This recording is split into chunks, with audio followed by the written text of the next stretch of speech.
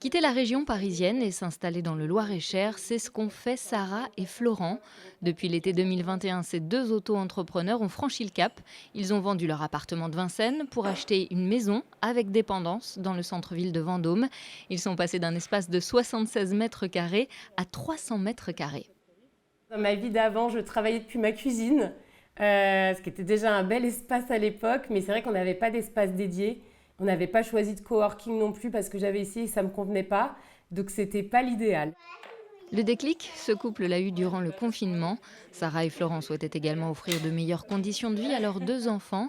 La douceur de vivre vendômoise ainsi que la proximité avec la capitale grâce au TGV a achevé de les convaincre. On est fan de la ville, de la taille de la ville, du territoire aussi vendômois, du Loir-et-Cher au global, Ouais. de la nature, du patrimoine. Et c'est vrai qu'on a l'impression d'être privilégié. Aujourd'hui, c'est vrai que c'est les côtes qui sont très prisées, mais avant, c'était pas du tout les côtes qui étaient prisées. C'était le centre Val-de-Loire, hein. On appelle ça la vallée des rois, c'est pas pour rien. Donc on a quand même une campagne qui est magnifique. On a effectivement beaucoup de culture et beaucoup de patrimoine à visiter pour les enfants. On a aussi une proximité avec la nature, parce que quand on vit en ville, des fois on est déconnecté un peu de tout ça. Et puis on a quand même plein de villes pas loin, quoi. En fait, on a Tours qui est pas loin, on a Le Mans qui est pas loin, on a Orléans. Et ils ne sont pas les seuls à avoir craqué pour le Loir-et-Cher. La famille Pousse s'est installée à Blois en 2019. Aucun regret aujourd'hui de l'ancien appartement de 60 mètres carrés dans le 19e.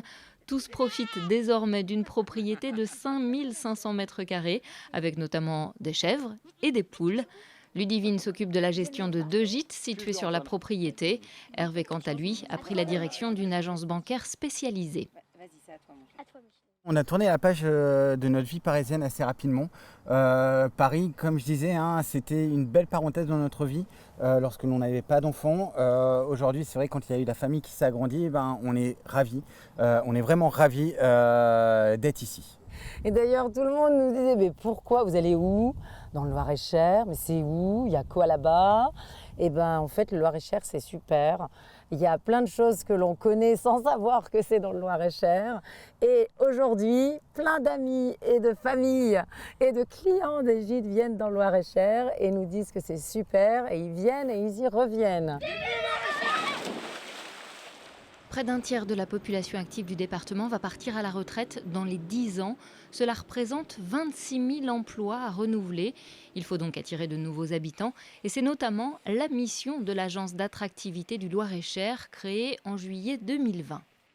Le Loir-et-Cher attire bien au-delà de la région parisienne. C'est une cible, clairement, les franciliens. Mais en fait, on a surtout, nous, des familles. Je dirais, si on devait avoir une famille type, une famille qui 30-35 ans et avec des jeunes enfants, ils ont tout simplement envie d'offrir autre chose que du bitume à leurs enfants. 15% des nouveaux habitants ont découvert le Loir-et-Cher à l'occasion d'un séjour touristique. Qui sait, peut-être que pendant ces vacances, certains auront eu le déclic.